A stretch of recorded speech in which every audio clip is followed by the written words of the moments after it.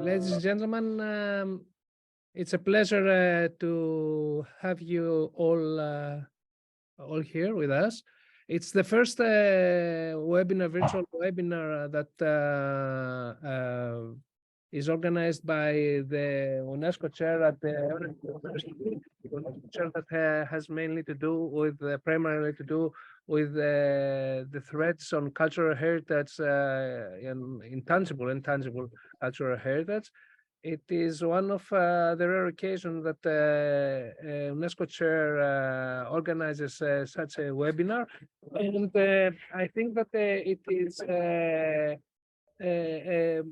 opportunity for not only the panelists to exchange some original and very interesting views, but also for our invited audience that will hear some original ideas about traditional terms and meanings. And I think that it will be a very fruitful afternoon. May I introduce, just for the organizational part, I would like to mention that the session is being recorded as printed in the invitations, and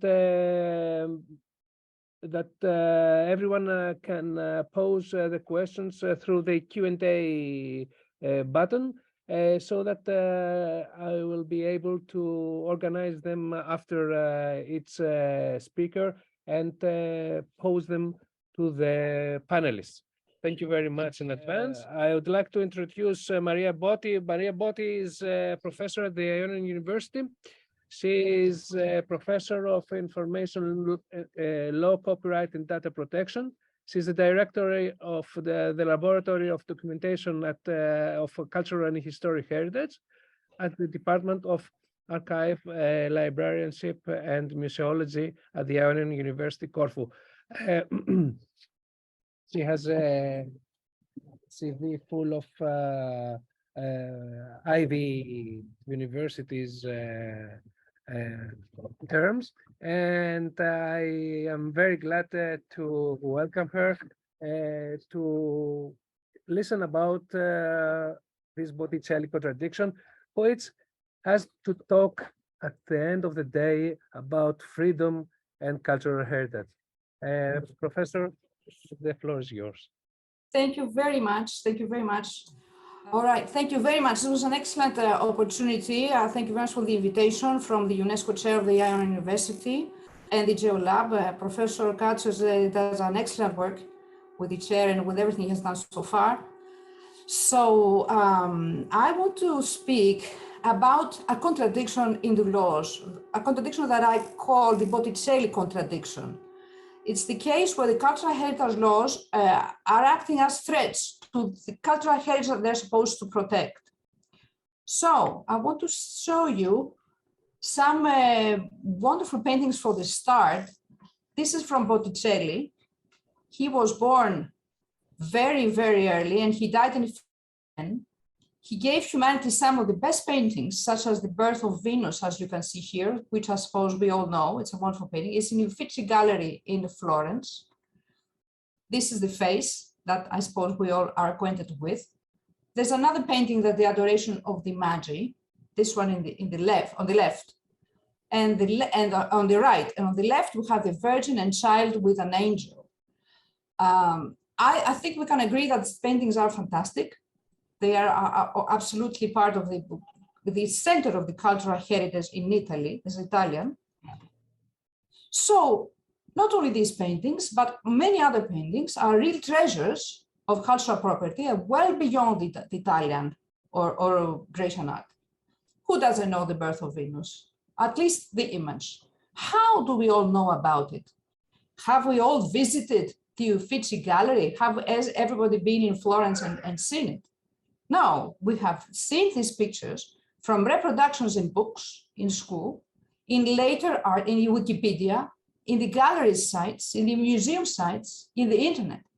These are the places that we have seen these images of these paintings, these reproductions. from a copyright point of view, there is no protection for this reproduction. No protection means that anyone can copy them and distribute them. They are free. I say in the PowerPoint, or is there, because we have to see later on whether there is some burden on this reproduction from the copyright point of view. As we, I think, all know, copyright lasts for 70 years after the author's death. Copyright in this sense for Botticelli works has ended in 1580 because he died in 1510.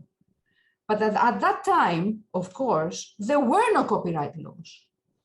Okay, but this should mean that they're free anyway, because there were, even at that time, there were no copyright laws to burden them.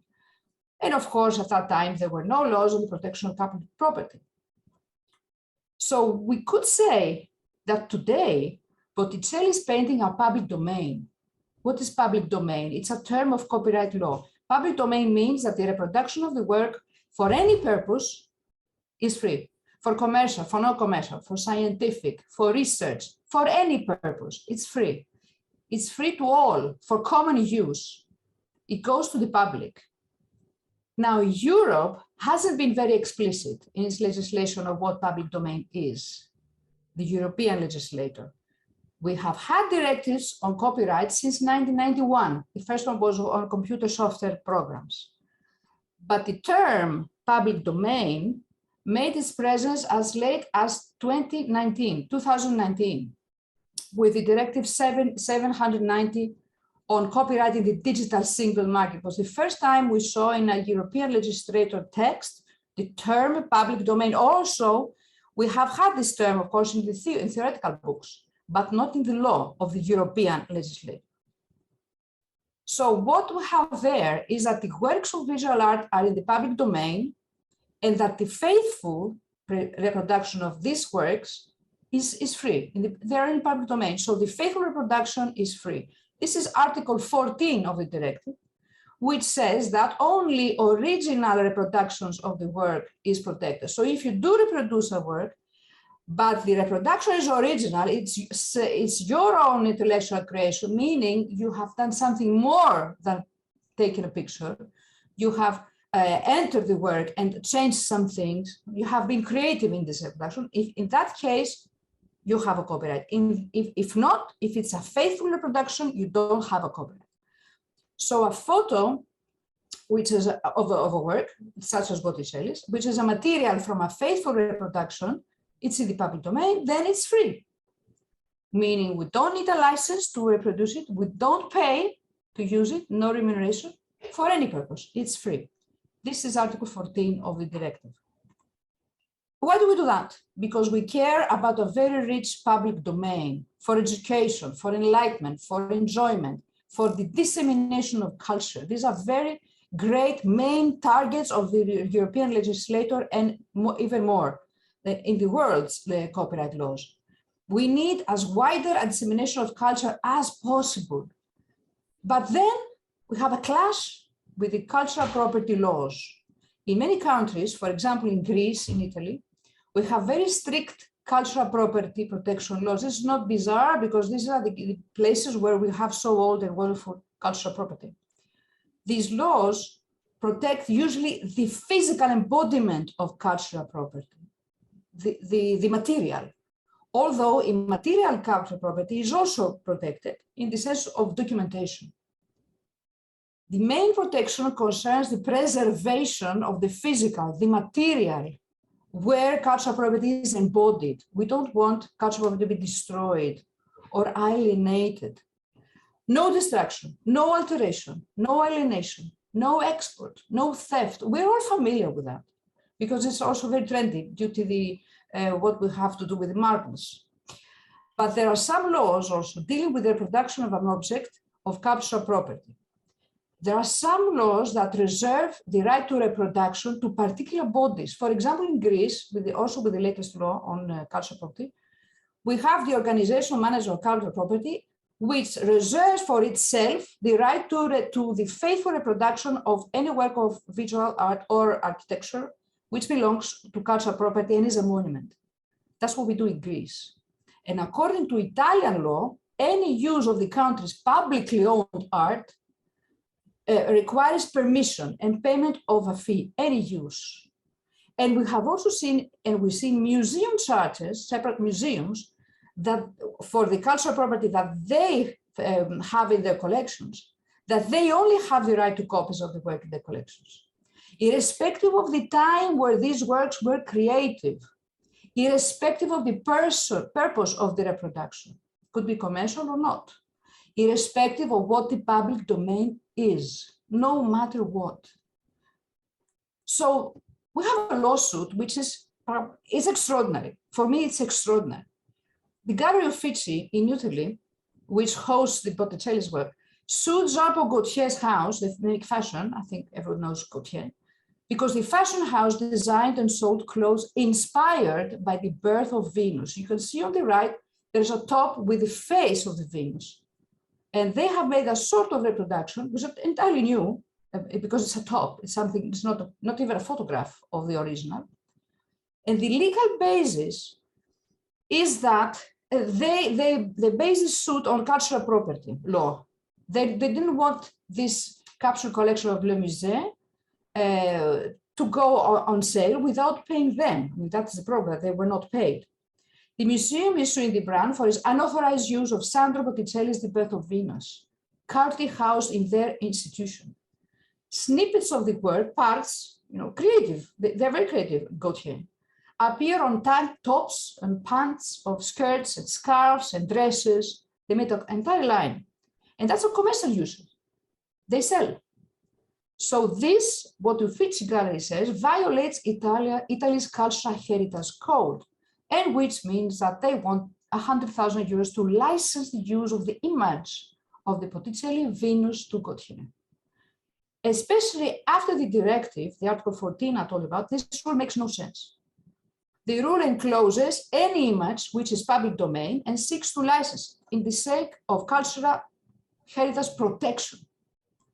The lawsuit aims at sharing Gaultier's profits with the museum. The lawsuit does not claim that the use of the reproduction harms intellectual property, that it harms Botticelli's work, that it harms the moral right of Botticelli, that they do a very bad job in reproducing it in their fashion skirts and scarves and everything. There's no object of harming them, any moral issue here.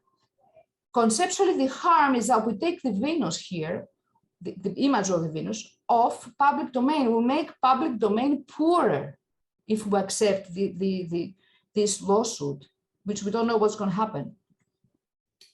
But because we need a wide dissemination of public domain works.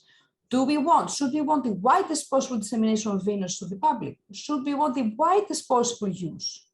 Would this dissemination not help the public learn who Botticelli was, what are his works, and then we could all enjoy them more?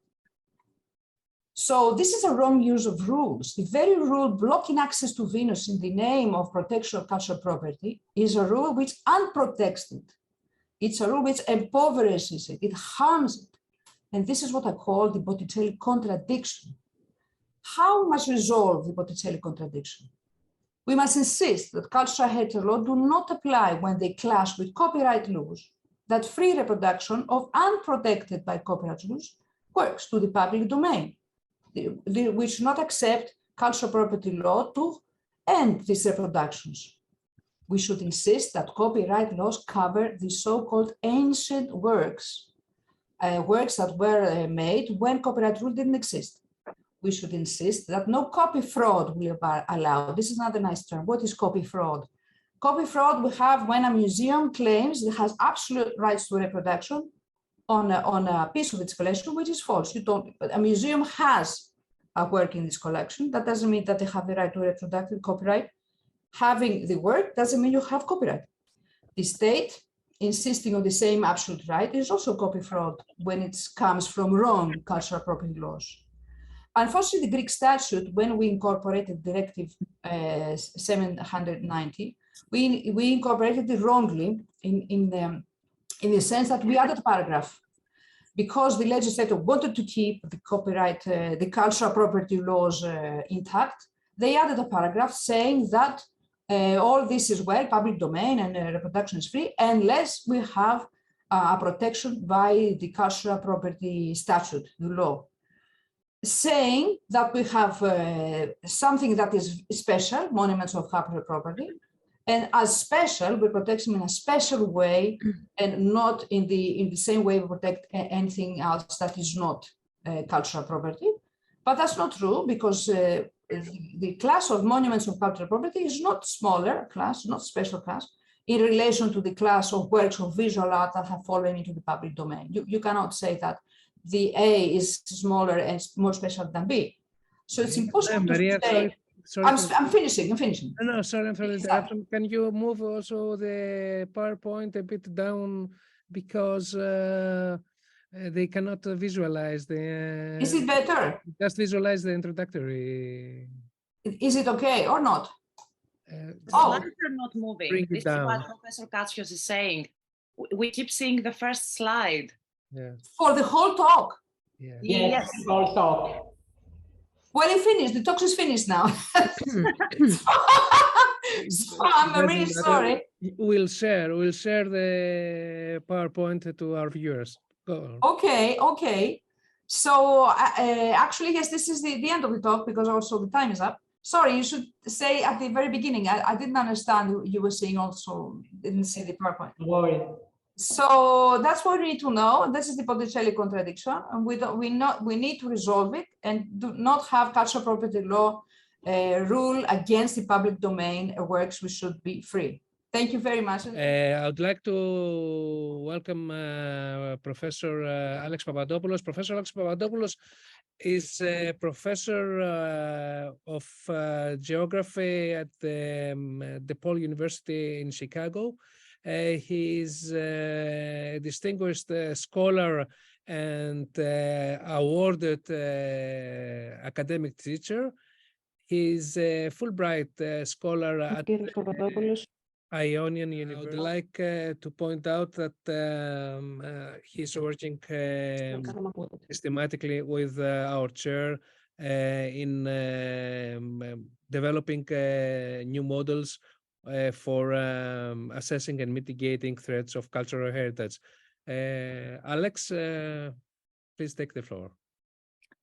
Thank you so much, Stavros. Thank you very much for the invitation. When you extended the invitation and you said that this is a workshop, I really took it to heart. So this is work in progress, and I don't necessarily have all the answers to the questions that even I pose. The second starting point, is that I wanted to bring to the surface a school of thought, the pragmatism, which is especially animated by participatory democracy, right? Which is a major issue on how to change society, change the world, especially at a time when democracy is under threat. So I'm gonna share my screen now. I do have a short PowerPoint that goes along with my presentation. Let's see if I can, if you guys can see that. Yes, yes, it's very wonderful. Thank you so much. So, in an ordinary colloquial sense, pragmatism emphasizes practicality. I mean, you know, we use the term, right, to be pragmatic about things. Emphasizes practicality and usefulness in determining the value range of objective reality of different ideas and situations. It emerged in the late 19th century in the United States and was led by liberal academic thinkers such as William James and Charles Sanders Peirce and John Dewey. And Peirce set the foundations of pragmatism by articulating this maxim that, you know, although it was said in the 19th century, still matters tremendously. Quote, consider the practical effects of the objects of your conception, right? not just your perception, mind you, your conception, right? Not just what your senses tell you, but also what your kind of intellectual calculus creates. Then your conception of those effects is the whole of your conception of the object. In other words, your conception of the object is transformed by investigating the practicality or grasping the practicality. And he continues, he equates any conception of an object here may be an object of cultural heritage, right? To the general extent of the conceivable implications, and that includes the social implications, the moral implications for informed practice of that object's effects. Pragmatism's core idea is that an idea's validity should be judged by its usefulness in predicting outcomes, solving problems, or achieving goals. Hence, you know, the usefulness of thinking and talking about pragmatism in the context of preservation. It is empirical, experimental, instrumentalist, and verification-driven a perspective. And in that respects, share some commonalities with positivism, right? The scientific method. But unlike positivism, it is also a humanist, values-driven perspective, focused on social outcomes, and presumably because of the progressive roots of the philosophical movement, these outcomes are socially progressive usually and socially liberal. As such, an idea's value is determined by its correspondence to objective reality, right? I mean, they want to be animated by facts and information and the ability to produce practical results. And what I have done here in these boxes, blue boxes, I have kind of unpacked that pretty dense maxim so that it will be more transparent as we move forward. This perspective has led to critical and postmodern approaches to geography, focusing on how power relations, cultural values, and historical context shape knowledge, right? So, you know, we're thinking about knowledge as a construction in very different terms as a result of power relations than they did, you know, in the earlier part of the 20th century and certainly in the 19th century. So that matters, right? We understand that these kinds of productions of knowledge about culture, about heritage, are representative of power relationships. The best version of this public participation, right, that we want the public to participate in figuring out the information about phenomena, emphasizes the importance of understanding the practical needs and concerns of those affected by the research, right? So it's not kind of an ivory tower look from the top down, but rather pragmatism wants to include as many people into figuring out multiple perspectives and the full range of choice and the deliberation over ethical dilemmas as possible. Let's see if I can advance this. The concept of, in more analytical terms, pragmatism is a philosophical school of thought and a public policy practice identifying relationships between knowledge, practice, and action in which geographic context, contingency, and situatedness, and that will become a little clearer later, play a defining role. John Dewey, one of the founders' idea of quote-unquote transaction captures the co-constructive relationship between objects and humans, right? Between cultural heritage, let's say cultural artifacts and the human beings that produce them or consume them. The concept of transaction, right, conveys that the relationship between human and earth systems is never completed, but co-constructive. One constructs the other. Nature constructs us, we construct nature. These are not separable, right? And this is done iteratively, continuously, evolutionarily, if you will. Transactions produce situations, right? So what does pragmatism trying to do is produce language, right? Concepts that allow us to think about these triangulations among knowledge, practice, and action, right? So what are situations? Dynamic complexes that implicate humans, their material world, in this particular case, cultural heritage, and the broader planet relationally. So for pragmatism, which was initially rooted in naturalism and abiding concern about how change occurs on the planet and in human communities, experience is objective and measurable rather than subjective, in that it comprises material interactions between humans and earth systems and the material world that humans constantly modify, right? So pragmatism is attempting to kind of take hold of this very complex interaction between the physical environment and human environment.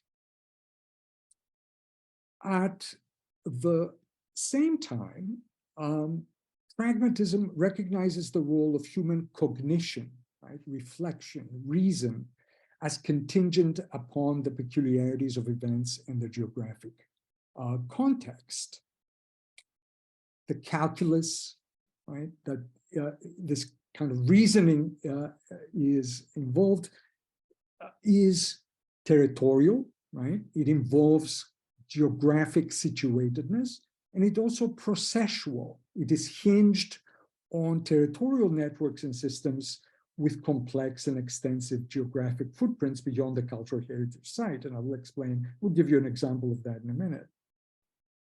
Therefore, when an action, let's say a threat action or a mitigation action, is planned, resources sourced, and finally where the action is taken, implicates processually all geographic scales.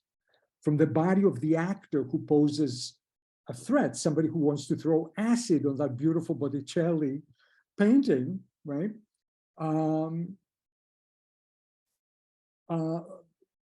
To an instance of cultural heritage, or the actor who seeks to mitigate, right, to protect, to counter the threat. It includes the dynamic characteristics of the impacted site. And I will piggyback on Maria's presentation and say, okay, this museum, right? What are the physical characteristics of it? How is that space regulated? How does it allow people flowing through it? Questions of governance, local, prefectural, national, and beyond to transnational, even global scales where political, financial, and expert resources are brought to bear and potentially are implicated processually, right? These complex processes that can be maybe summarized as processes based on networked action at a variable distance, right? It's a distance that is local, right in front of the painting, all the way to distance at some far-flung international institution that is going to regulate and protect, hopefully, the instance of cultural heritage. Pragmatic approaches focus on bringing about either high or low impact practical solutions and typically involve a continuous iterative process of multiple cycles of planning, action, observation, and evaluation, and then back to planning, right? Hence the iterative nature of it. Now, Hannah Arendt, this very important political philosopher, made a distinction between kind of knowing about facts and about the world, she called it Verstand, and made a distinction between Verstand, or knowing about the cosmos, the world, and reasoning through the information that make up the cosmos. And she called that Vernunft, or reflective judgment. Now, so what pragmatism as a humanist practice, not just a philosophical movement, but a practice, tries to bring that in to this process of planning and practicality and so on, to say, okay, we are gathering all this information about a site, a cultural site, and the risks and mitigations and so on. Have we worked through, right, reasoning, the kind of the reflective judgment that and the ethical implications of an action? And in my cover slide, I have the Bamiyan Buddhas that the Taliban destroyed.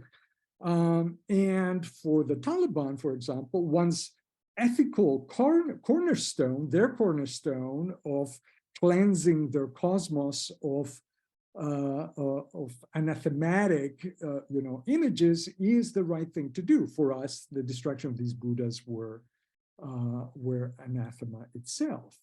Our reasoning ethically is very different than the ethical reasoning of the Taliban. So the question here, the difficult question that is posed by Hannah Arendt is, okay, how do you sort out this relativism, right? So there are several considerations, and I am crawling towards my end here. When we're trying to kind of marry the desire of the international community to save heritage sites that are so endangered, like the Bamiyan Buddhas, maybe too late for them, obviously, and the fact that we cannot operate in a world of a single monist paradigm of the West, right? So how do we deal in a pragmatic way, right? So pragmatism asks, what is the full range of possible processual approaches to engaging with the Taliban that does not conform to international preservation standards? Pragmatists would claim that drawing up the panorama of options is an essential processual requirement for a solution acceptable to both parties, because ultimately the Taliban have to be brought in, whether we like it or not, even when we understand that 99% of these processual approaches would be rejected. What would the transaction process look like if we want to really sit down with the Taliban and co-construct, right? Co-construct this process, recognizing that they are locally dominant, but we are internationally dominant, right? What would it look like if we committed to a relational process, whereas relationality, hard work as it is an essential quality that recognizes that actually they do have a point of view that we need to learn to relate to. Doesn't mean that we adopt their value system, but we need to recognize that it exists. And what would it look like if the range of stakeholders can be expanded to the point of forming, supporting, and contributing publics? In other words, that's where the democratic side of pragmatism comes in. You don't do it as an expert. You have to bring the public with you, right? Bring the public into this contestatory, participatory process that is necessary to make decisions, to plan, right? To come up with scenarios, come up with solutions that are not kind of trapped in, like, an insect of old in amber, right? Is not trapped in Western epistemic solutions. That includes epistemic solutions, includes, solutions that are not kind of a sacred cow of the West, right? It's difficult for us to get used to, right? Opening up to the possibility of including others, right, that are not like us into kind of hammering out solutions. So this contestatory process of hammering out the full range of options right? Can be formal through international institutions, or it can be informal in ways in which these publics in the local level, publics at the national level, publics in the transnational level, are involved in processes of arbitration, deliberation, contestation, and justification. And I'm not going to just read out the slide here.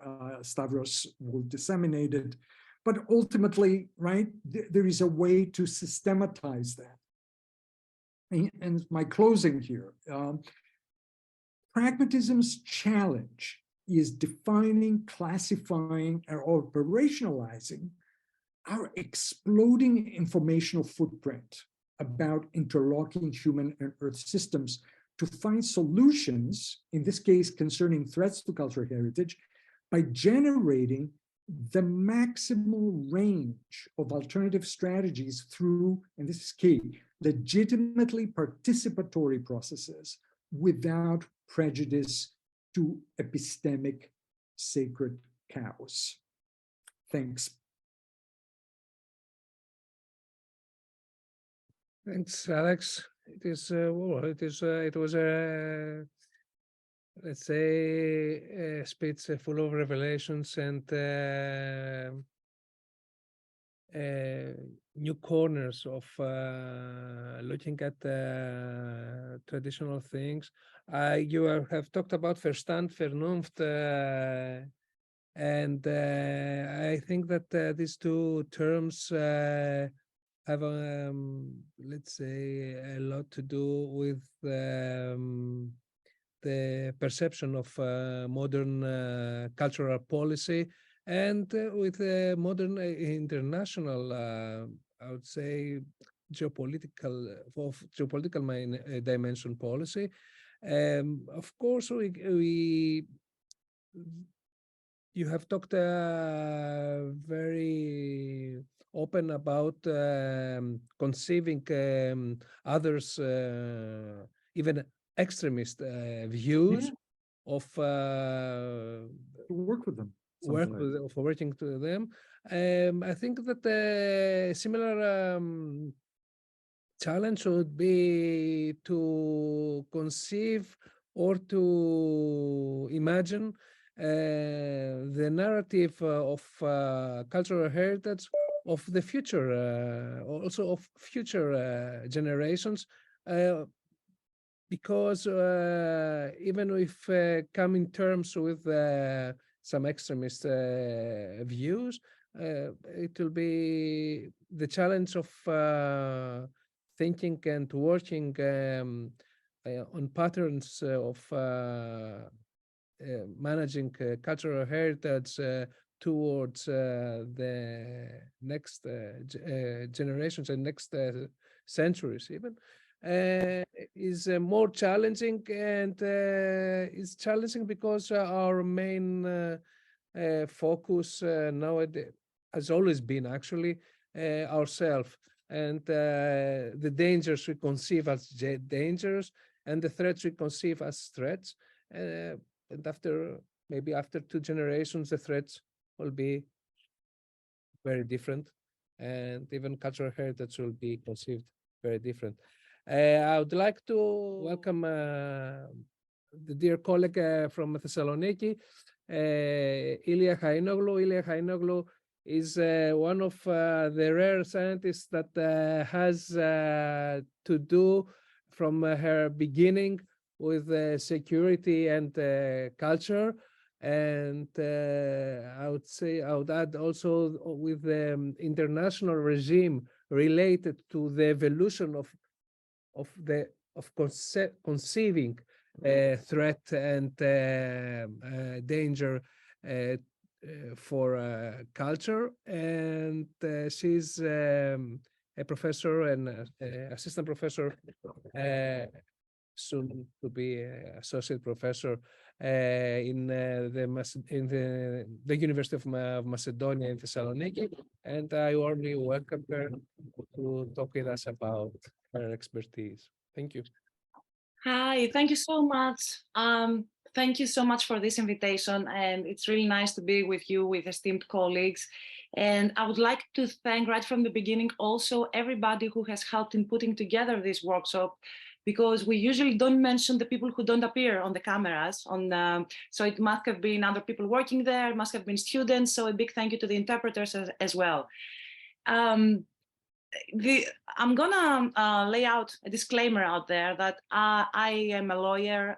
I have graduated from a law school and I have a legal thinking, but I will try to translate my thoughts into some valid concerns that I have about the evolution of the regime concerning threats to cultural heritage, and share my thoughts with you on perhaps how things should develop in the future.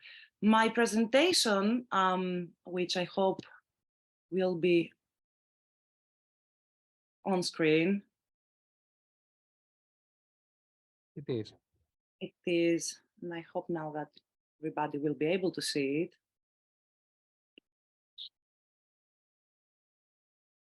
Does it play out? Does it move to the, okay, perfect. So, right.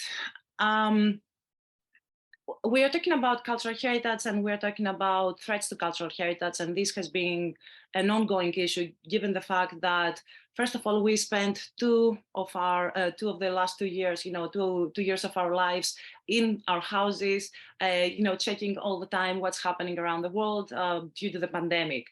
And we realized that we were missing out human interaction, and we were missing out doing things that we usually used to do, like going to the museums and having access to cultural heritage. And after this big thing with pandemic, we also came across some tragic events concerning natural disasters, for example, the earthquakes in the neighborhood country in Turkey. And the overall feeling is that cultural heritage, the threats to cultural heritage, there are so many out there, and that they are taking place in a new form, and they are actually threatening cultural heritage. And during the past 3 years, the whole feeling, especially among professionals, is that we have an extended and exacerbated fragility and vulnerability of cultural heritage.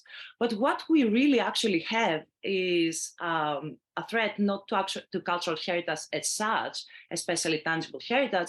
We have vulnerability to intangible cultural heritage, and we overall have vulnerability of the human interaction, because cultural heritage would be nothing without human interaction and without humanity in general. So the question is, what is happening with these threats? Why are we talking so much about these threats to cultural heritage? And the starting point, I think, for this discussion is that we have to acknowledge, first of all, that all these threats are not new threats. They have always been this kind of threats going on around. But what we actually only realize now is that it is affecting very much our humanity, our human interaction, and that it is actually a process. And this is why Professor Alex has very nicely described this process, this processual relationship with cultural heritage. This is why we have to identify what cultural heritage is. And we should acknowledge at this point that despite the big framework that has been created concerning the protection of cultural heritage in order to deal with the protection of cultural heritage, nonetheless, there are some systemic inherent biases, the kind of which we have overlooked and we should be acknowledging from now on. The first one concerns what constitutes cultural heritage and who determines what constitutes cultural heritage. And this kind of bias, it has been going on around. We have seen that in particular countries, for example, it's only a group of elites that may choose what kind of cultural heritage should be protected, while other forms of cultural heritage could be overlooked. And we have also come across other examples from Latin American countries where indigenous communities, they are not being allowed to be represented, even though they make a big part of the overall population. So this kind of structural biases that are existing, they are a threat themselves to cultural heritage, because we don't actually have the human groups, the individuals, the groups and the communities being able to voice their concerns about what they deem should be protected and how it should be protected. The second thing, it concerns the administrative processes of protecting cultural heritage. And this has to do with the whole process of inventorying elements of cultural heritage, whether that may be tangible heritage or whether that may be intangible heritage. Nonetheless, this administrative practice of states is a process that is not assessed on the same grounds at a universal level. We may have the UNESCO conventions asking for the inventorying. Nonetheless, the standards of assessment, the way that this is assessed is not strictly done. There are no kind of sanctions on the state that they don't push forward with inventorying and so on. So this is another problem that we face with the inherent biases that exist in the whole governance scheme of cultural heritage protection. The third one is the process of not actually monitoring how many forms of cultural heritage are actually under threat and how they are being threatened. I mean, if you look at your national country and you go onto the website, for example, of the Ministry of Culture, you may find out that there are no reports, there are no processes, there is no institutionalization concerning the measurement of the threats concerning cultural heritage, and there is no measurement on cultural losses as well. So this is part of the problem concerning the protection of cultural heritage. Overall, these kind of biases, they could be eventually dealt with, for example, through transnational cooperation, through information sharing, through exchange of good practices. But at the same time, we need also funding. We need also consultation with local partners, local groups. We need the local empowerment. And overall, these processes, they are usually, staying on the sideline. The next couple of slides, they concern the kind of threats that we have been reading about and how they're affecting cultural heritage. And again, what I would like to bring out here is how these threats, they're not new, they have always been happening, but nonetheless, we tend to talk about them now because we tend to acknowledge more and more how they're affecting our everyday life and how they're restricting human interaction. So, for example, with climate change, we have seen that, of course, they can cause the destruction of the tangible elements of cultural heritage, and this kind of damage that's happening is also irreversible. But nonetheless, it's not only the tangible heritage that is under threat, but it's also the intangible element of cultural heritage. Due to the floodings, the fires, people become displaced. They are not being able to live on the lands where they used to practice their cultural heritage. So we have lost elements of intangible cultural heritage. On top of that, we also have lost knowledge of traditional knowledge that we could have monitored, that is not necessarily monitored, that's not necessarily recorded. And by the way, this kind of traditional knowledge is by many experts appreciated because they deem that they can offer, this kind of traditional knowledge can offer solutions to dealing with climate, with the impact of climate change. The other kind of threat that we have been talking so much about is concerning armed conflict. And of course, armed conflict, since the beginning of times, it has affected cultural heritage, especially tangible cultural heritage. And again, we have seen many reports concerning the looting events, theft, the trafficking of cultural artifacts by criminal and terrorist groups, and how these are being used for financing terrorist organizations or transnational organized criminal organizations. But nonetheless, we usually talk about the cultural heritage that has only been acknowledged at national level and that has been acknowledged to be of national importance. Again, when an armed conflict is happening, is taking place, it is also other forms of cultural heritage that are being under threat. And because of the systemic biases I've been talking about, they are overlooked and they are not acknowledged. and unfortunately, they're lost forever. The next kind of threat that is so much of concern is about development projects and how they are affecting tangible heritage and also intangible heritage. And this is a kind of threat that is not being openly discussed. It is only now emerging in the language of international organizations, especially the UN Rapporteur on in the field of cultural rights. And it concerns how development projects, when they are being planned, when they are being carried out and executed, how they are not taking into consideration the concerns and the livelihood of indigenous people, for example, local communities, and how their tangible heritage may be affected. We have seen particular countries, especially in Latin America, where development projects have been taking place, that some kind of mechanisms that are being developed to resolve such issues, they're trying to offer some kind of solutions, but they are not necessarily effective or adequate, at least from a human rights perspective.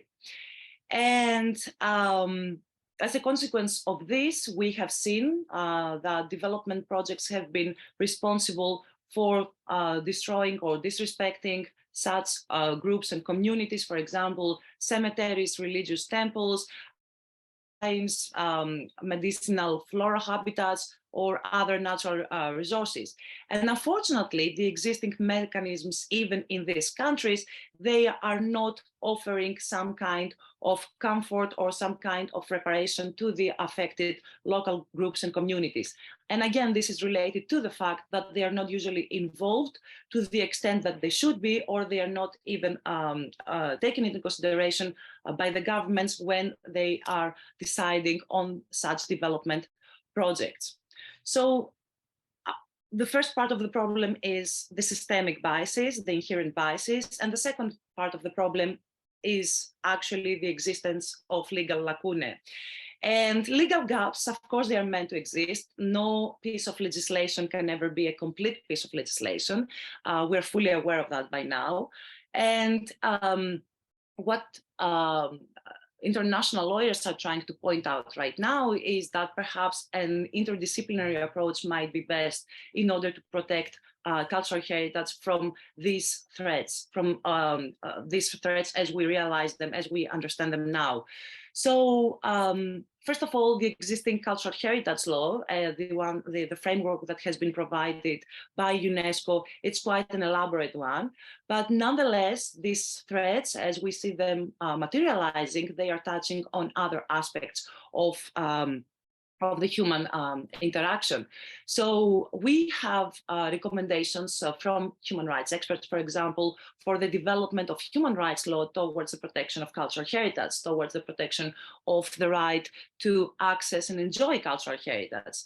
But then again, this is not consistent across the world. For example, we have significant jurisprudence from the Inter-American Court of Human Rights, which is recognizing the right to cultural identity, the collective right of traditional groups and communities and indigenous communities. However, we do not have this kind of recognition in Europe by the European Court of Human Rights. And actually, Professor Katsios and I, we have written a chapter in a book commenting on this negative development from the European Court of Human Rights. The other aspect is the development of the environmental law framework, which again is lacking these human rights aspects concerning the protection of cultural heritage. And again, the international lawyers, they are pushing for the development of more and more legislation towards this respect, having this interdisciplinary approach in order to cover in a more comprehensive manner these threats to heritage. And then we also encounter legal lacunae concerning national legislation. For example, we have been hearing criticisms concerning national legislation, for example, in Australia or in Canada, with regard to the protection of the cultural heritage.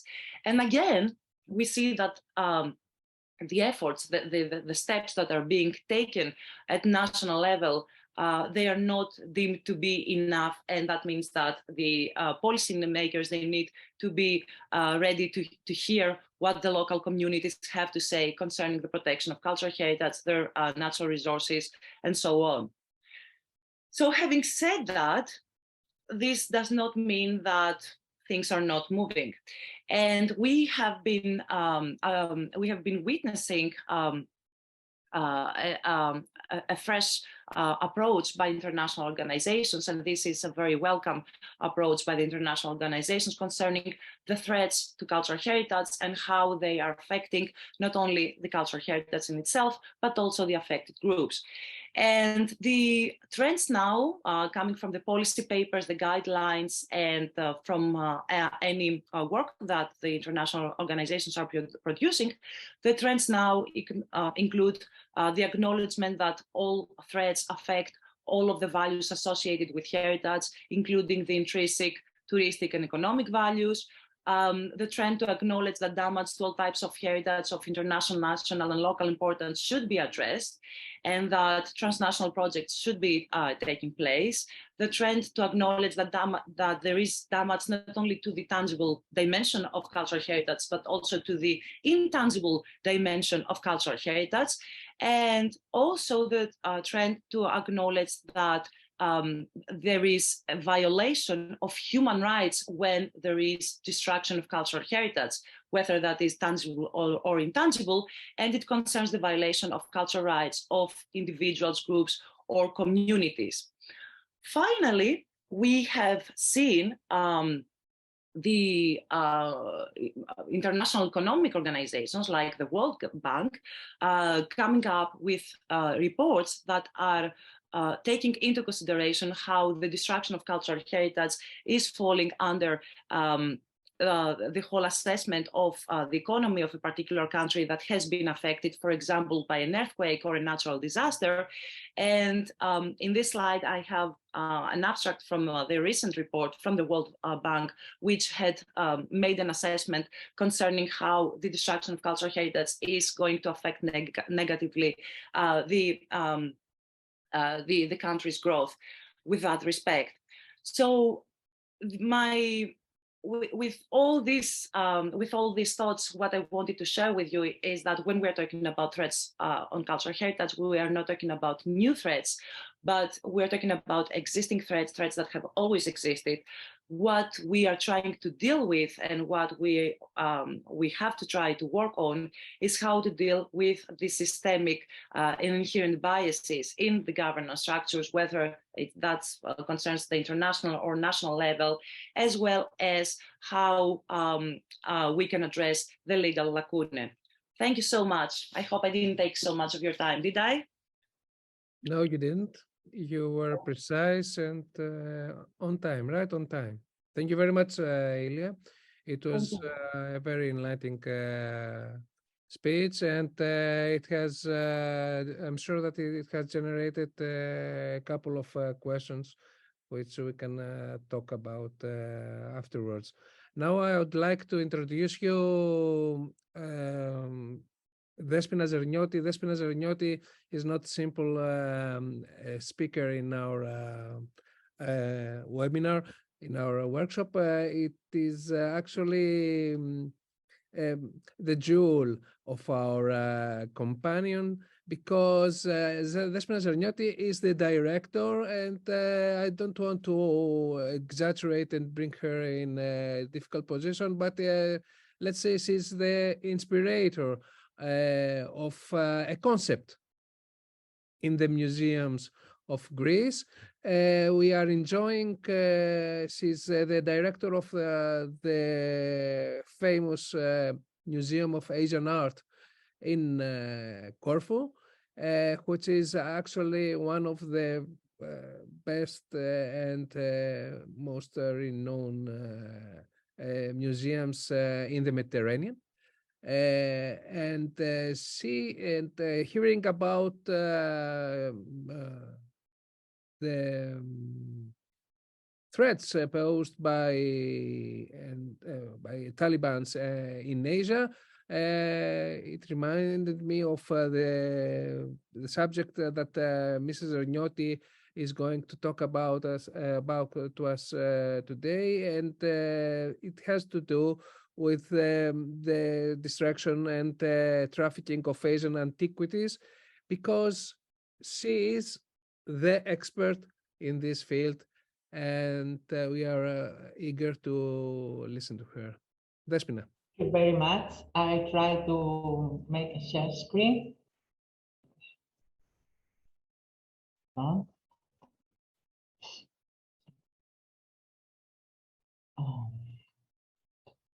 Sorry, I have to okay.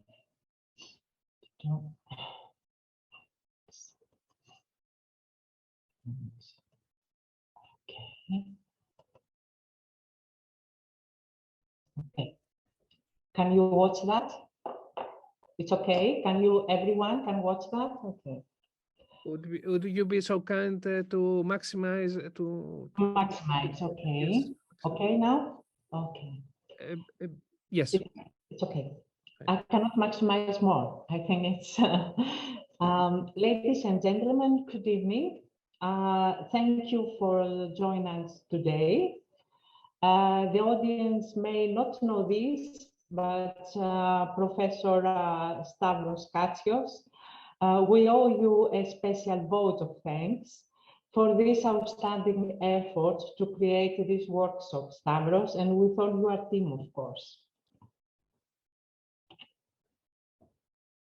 Have you ever thought about what the Bamiyan Valley would look like today if in March 2001, the two colossal Buddha statues were not demolished and crushed by the Taliban's forceful blast? The valley of Bamiyan, located in the northern part of Afghanistan, at an altitude of 2,500 meters and 130 kilometers from the capital of Kabul, consisted of a well-known station on the ancient Silk Roads between China and India. The Buddhas of Bamiyan were built in the middle of 6th century and had a height of 55 and 38 meters respectively. They were carved into the recess of the hill and were the largest known examples in the world depicting the Buddha in a standing position. 2 years after the destruction, in 2003, the Bamiyan Valley was added to the UNESCO World Heritage list. They were a typical example of Greco-Buddhist art of Gandhara, which was created during the reign of Alexander the Great and continued after his death when his successors established their own kingdoms. At the time when Alexander the Great conquered the greater part of the then known world towards the east, he reached the outskirts of India, bringing with him not only warriors, but also Greek craftsmen and artists. His action resulted in the influence of the Greek art culture on the Buddhist world. The Greek Buddhist art was created and it flourished in the today's northern Pakistan, the region of Gandhara, and lasted until the 5th century AD, when the expansion of Islam eliminated. As a reference of this type of art, I'm showing you an example of Greco-Buddhist art that is presented in the Corfu Museum of Asian Art. In these sculptures, the image of Buddha has strong Greek traits, such as the nose, the hairstyle with a wavy hair on the top of the head in a bun, and the draperies of the figure fractions as a reminder of the ancient Greek cloak. These characteristics, such as protracting eyes and cheekbones, were mixed with the Asian traits. The Gandhara style of Buddhist art in the Central Asian region is an exceptional testimony to the interchange of Indian and Hellenistic influences. The artistic elements of Bamiyan Buddhas also indicate the Gandhara effect. The Valley of Bamiyan, which in Persian means the place where the light shines, is a central reference point of the Silk Road. It functions as a channel of communication between peoples and culture, helping to exchange ideas, technology, science, and knowledge for over 1,500 years. The statue of Buddhas were living proof of this dialogue. Along the hill where the Buddhas were once carved are over 700 carved caves that were used in a variety of ways, such as cells for monks to meditate, places for pilgrims to pray and rest, and storage areas for depositing offerings. Their interior is often decorated with rare rock painting, parts of which were cut off for the sole purpose of selling them on the black market. On the presentation, you can see an example of such a case. Many finds were also destroyed or looted under the pretext that they were idolatrous symbols in general not aligned with the Islamic religion. However, smuggling, the illegal trafficking of antiquities, have been lucrative activities for the Taliban to ensure an inflow of funds. Unfortunately, the Archaeological Museum also suffered from the civil conflicts of 2001. A statement on the media from the director of National Museum of Afghanistan, Mohammed Rahim, is that there is a great concern for the safety of staff and collections. Other sites likely to be at risk are the museums in the Citadel of Herat and those in Kandahar, Marv, as well as Mesayar, one of the Central Asian most important Buddhist monasteries located just outside Kabul.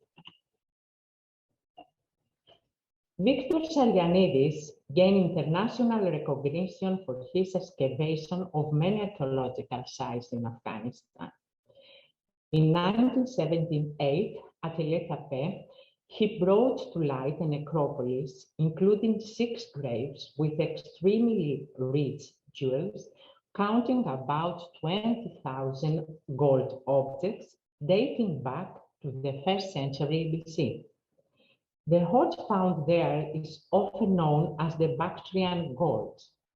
Sarianidis thought his many years of excavating activity in the Central Asian region has made a significant contribution to the emergence of Greek culture in the wider Black Sea region, as well as to the scientific understanding of the Greek influence of Central Asia civilization between present-day Afghanistan and Turkmenistan. It was considered the discovery of the century, and the Kabul Archaeological Museum displayed these findings as precious exhibits until the civil war broke out and the Taliban seized power. Since then, they had been irretrievably lost, only to be recovered in 2003. However, not in their totality. When the Taliban retook control of Afghanistan in 2021, the rich cultural heritage entered another threatening era. The exact sequence is found in many war zones that happened during the 21st century, such as with the looting of Baghdad Museum, and in 2003, Iraq war to the destruction of Palmyra in 2015. On the presentation, we can see how different they look at the moment compared to the past.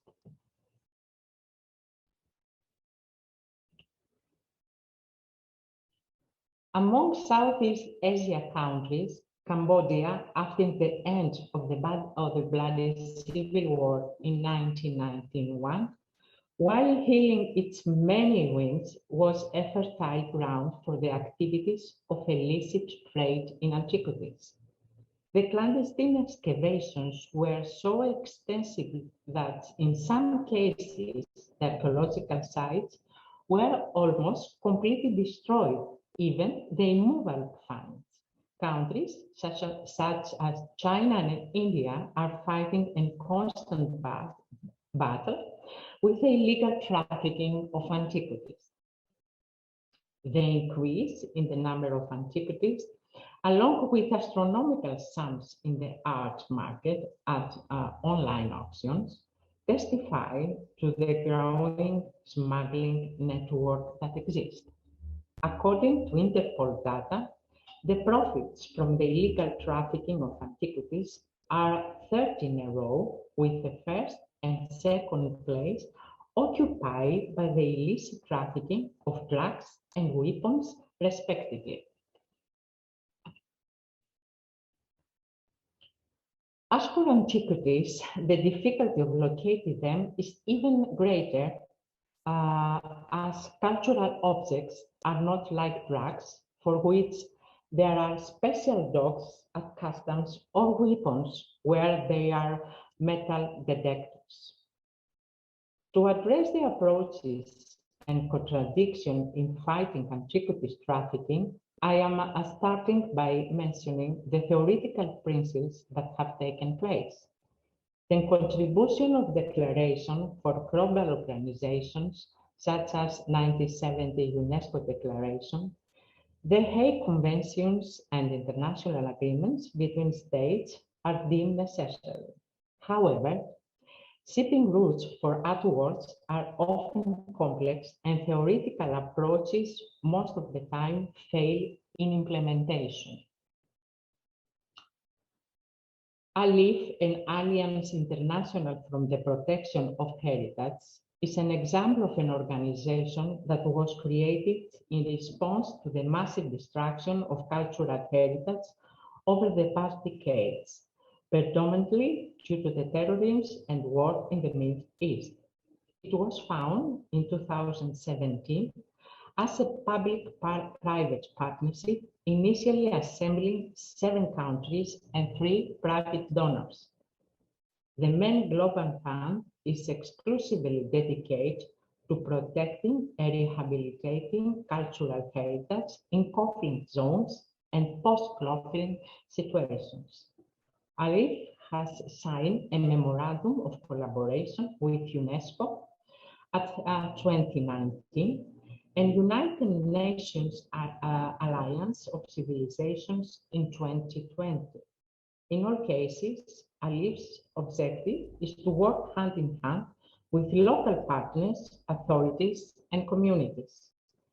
In recent days, ALIF is also known for its continuous efforts to protect cultural heritage in Ukraine.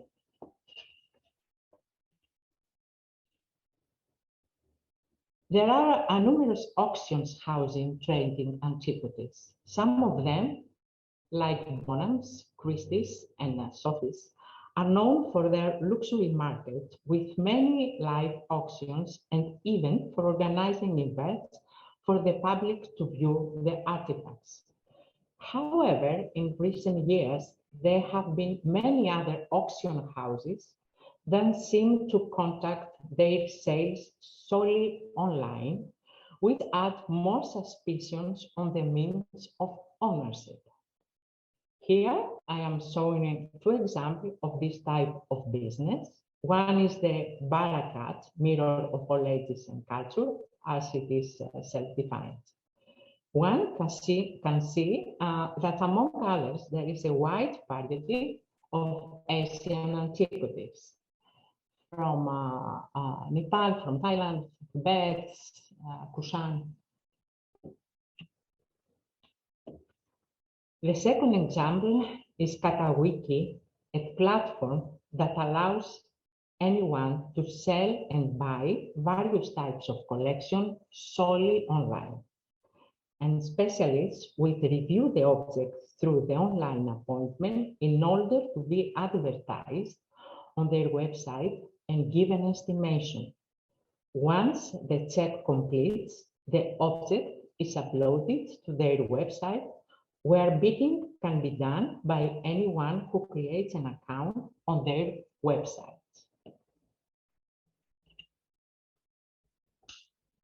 As we have seen in the previous exam, in recent years, the online trade of antiquities has increased rapidly, and its market now costs millions. Asian antiquities are frequently victims of the system. As a response to tackle this obstacle, Interpol created an art mobile app called International ID. The app allows users to report potentially stolen items to Interpol if their manual or visual search matches objects in their database. Interpol will then follow up with a report as appropriate, transmitting the information to national law enforcement authorities if necessary. In other words, if one of your inventory items is stolen, you can export your object ID information updates in the app to Interpol. Uses this information to report the thefts to law enforcement authorities can significantly enhance the chance of recovery.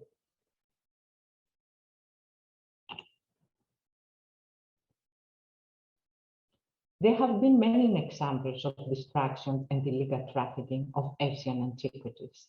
Some of them are known, but there is definitely a significant number of these that remain unknown. The importance of Asian cultural heritage is undoubtedly exceptional, and its protection in our present days is as crucial as ever. I'm ending my speech by showing you a picture from March 2021, which marked 20 years after the statues were blown up by the Taliban. At that time, they held a day of ceremony in the Bamiyan Valley, where Buddha came to life once again with the users of the 3D projection technology. Thank you very much for your attention. Thank you, Despina. Very interesting and very insightful, I would say. You are, I think that you are at the end of the chain that has to do with the international, the global management of antiquities trafficking. And with that thought, I'll pass the word to Dr. Tsirogiannis, who is... He is the expert. I'm not the expert. He is the expert. Well, Dr. Tsirogiannis is the other, I think, the other end of the chain of the international trafficking network. Dr. Tsirogiannis is the head of the working group illicit trafficking at our UNESCO Chair.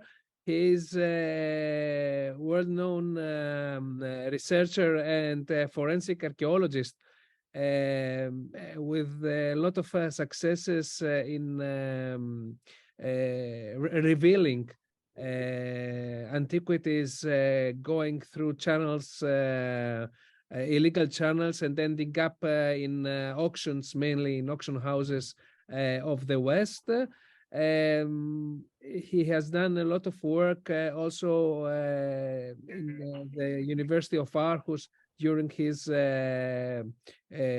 professorship there, and I'm thrilled to listen to him about this latest development on the subject that also Despina so insightfully mentioned. Thank you. Thank you very much. Thank you, Professor Katsios, for inviting me, and thank you all being among these esteemed colleagues. As Professor Kainoglou also mentioned before, thankfully I'm not at the end of the trafficking chain. I'm rather researching the trafficking chains themselves and the networks. But very correctly, of course, I would like to focus shortly and briefly on two parts, two actual links, two receivers of stolen goods as general entities, that is. So private collections and auction houses, and to talk about the latest developments on this. Is it okay? Can you see the PowerPoint? Yes, thank you very much. So what I would like to focus first is to say that in the recent years there have been, let me see why we have a problem here. Can you see the change of the slide? No, you're in the introductory. Unfortunately. Let me see how. We had this problem before also with a webinar in Cyprus. Exactly the same. So Maybe the up and down buttons.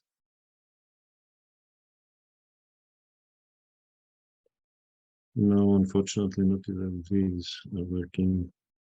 I'm trying to go from custom slides or from current, but then there is no response really. There is a response in the other screen that I have, but not in this particular one that I see, and unfortunately the one that you are looking at, as I believe. So when I'm pressing the arrows, there is a change here, the other screen of mine, but not on the We are one following that we are. the change right now. We have You followed. are? Yes, of course.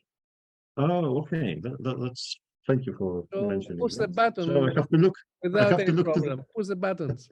No problem. Okay, excellent. Thank you.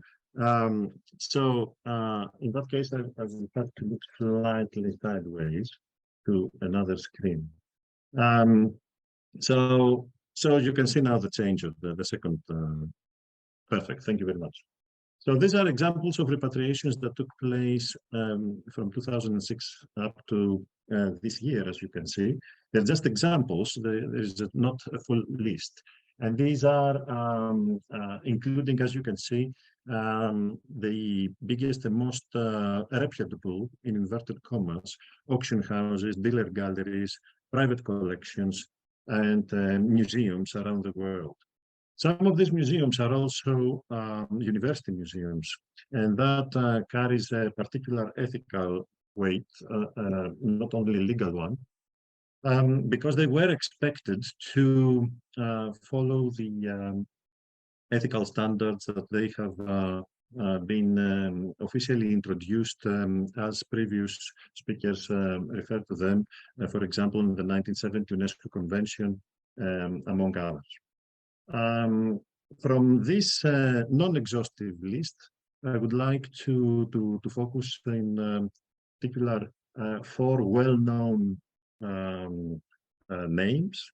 The first is the two well-known private collections, among the best, among the top private collections in the world in antiquities, and not only in antiquities, but in this brief presentation, I will focus on their antiquities collection. The Selby White Leon Levy collection, you see the couple at the top here, is well known because they have been involved. It was found that the collection had included illicit antiquities as early as 2005. And from 2006 onwards, the collection of antiquities that was formed largely, if not entirely, since 1970, with objects that they are over 90% lacking adequate provenance, acceptable recorded provenance, legally speaking, according to the research of professors Christopher Chippendale and David Gill back in 2000. Their initial thoughts were proved to be as such because in the mid-2000s, this collection was obliged, after negotiations, to return to Italy 10 antiquities that were proved to be illicitly removed from archaeological sites, unknown archaeological sites in Italy. But also in Greece, we followed up based on the pattern that was created by the Italians back then. And we claimed these two objects that you see here, the upper part of marble funerary stele that connected perfectly, as you can see, with the lower part, and that was properly excavated, licensed, with a licensed excavation back in the 1960s, and was already at the Museum of Vravrona outside Athens in Attica. The identification of the matching of the two pieces belongs to the late now Professor Despinis, as I have mentioned in other presentations, and it has been already published back in the end of 1990s, and our efforts, which I was honored to be part of this kind of repatriation and claim back then, were based on this work. Equally, a large bronze funerary crater from northern Greece, from Macedonia, that you can see here. It was looted from outside Katerini and found its way through the antiquities market at the personal collection of Selby White and Leon Levy. And it was identified as such because a nearly identical crater like that have been excavated by the archaeologist Dr. Bisias in Katerini, a field archaeologist, and produced almost exact copy of the missing one that was found in the collection of Levy White. Those objects were repatriated to Greece, both of them, in 2007, and exhibited in the new archaeological museum of Acropolis Museum of Athens, actually being part of a wider exhibition in collaboration with the Italian authorities, and becoming the first exhibition at the new Acropolis Museum at the time, after its creation, pushing and demonstrating a clear message for the creation of the museum itself, being the first exhibition organized dedicated on the repatriation of illicit antiquities. Let's see now, a few years later, another collection, that of Michael and Judy Steinherr, that you see here. And it was well known as well. It was known also equally well, its involvement in the acquisition of illicit antiquities before 2013. However, in 2014, in December, Christie's, as you see here, were organizing an auction in New York.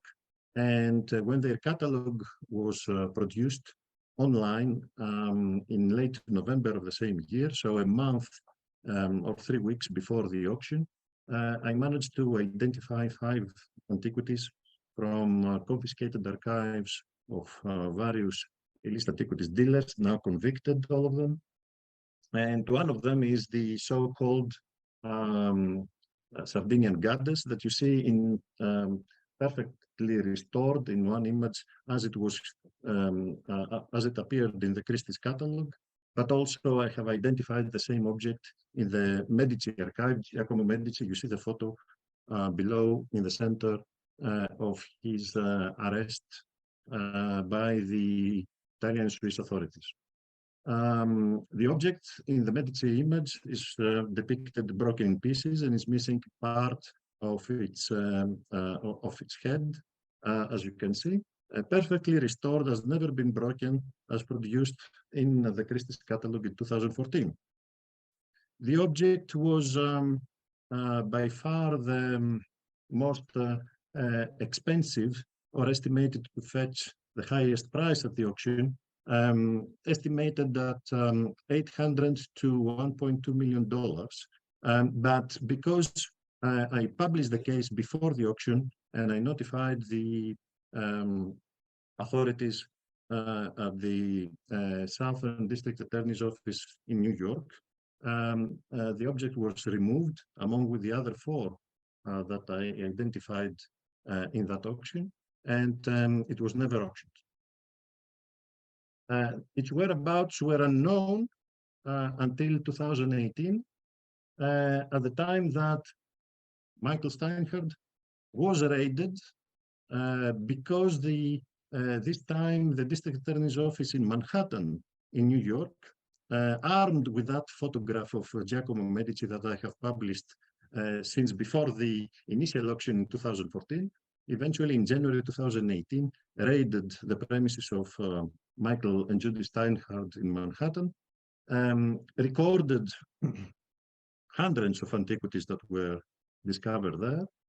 With the judge's order, myself and many other colleagues, we were given access to these images in order to search, and especially myself with the Italian colleagues and pioneers of forensic archaeology, Dottoressa Daniela Riccio and Mr. Maurizio Pellegrini, have contributed with more than 50 identifications only in that collection to the DA's office, among which you can see an example here, which is the perfectly cleaned torso of Kouros that you see on the one side from DA's office image as it was found in the collection of Michael Steinhardt, 6th century BC marble, but also the same object unrestored in the center. It was identified from an image from the so-called Hecht archive. Robert Hecht was at the top of the International Illicit Antiquities Trafficking Network for more than 25 years. And you can see the same Kouros unrestored upside down at the restoration laboratory that was used by Hecht. But most strikingly, you can see at the other end of the picture, the other side of the picture, 2 images depicting back and forth the same torso. Immediately after it was excavated in Greece, at the field where it was discovered, and before it was broken, if you compare the 2 images, the torso in the way that it was discovered in the collection, perfectly clean, and the parts that they are missing, basically the arms and the thighs to the knees and below that, also that they are still missing. These images, strikingly, were discovered in the archive of the collector Michael Steinhardt.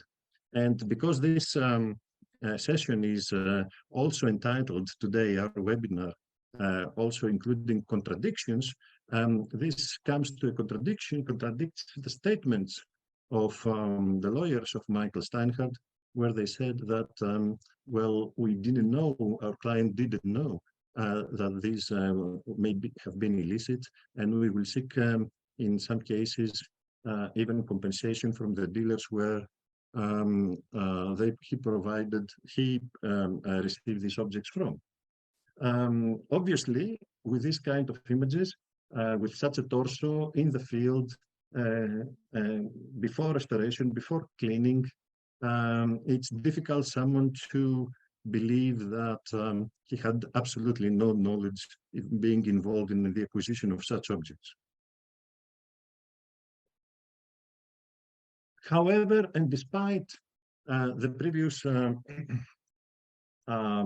repatriations from the collection of Selby White and now the deceased Leon Levy, again the same collection came into light because a new raid took place again by the District Attorney's Office in New York, and I was again asked, together with my colleagues Maurizio Pellegrini and Daniela Riccio, to contribute with identifications, this time of the recorded collection in Manhattan, in the apartment of Selby White, after a judge's order had produced an order that to share these images with us.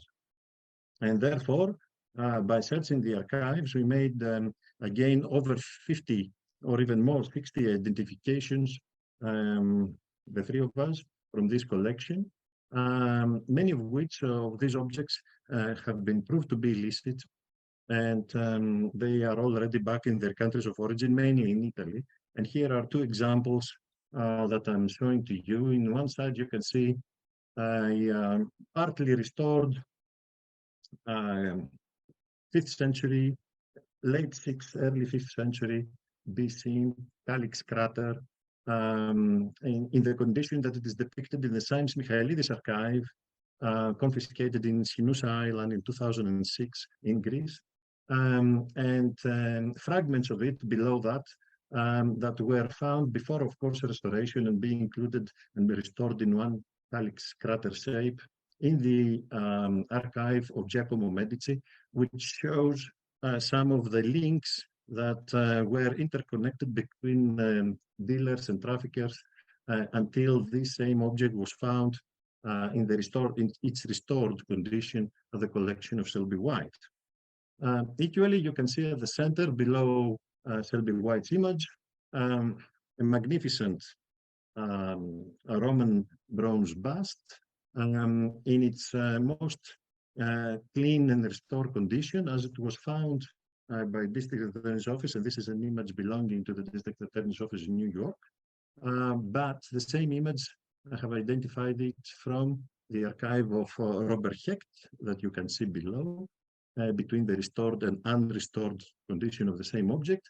And you can see not only completely unrestored the same bust, basically covered almost entirely by soil and crustaceans, but also having separated the head from the rest of the bust. Now, because the objects and the research and such kind of research is just the first necessary step to start talking about cultural heritage and antiquities that have been trafficked and so on, I would like to stress out that the obvious contradiction, and the very telling one, is that both these collections were known to have been involved with in the acquisition of illicit objects before.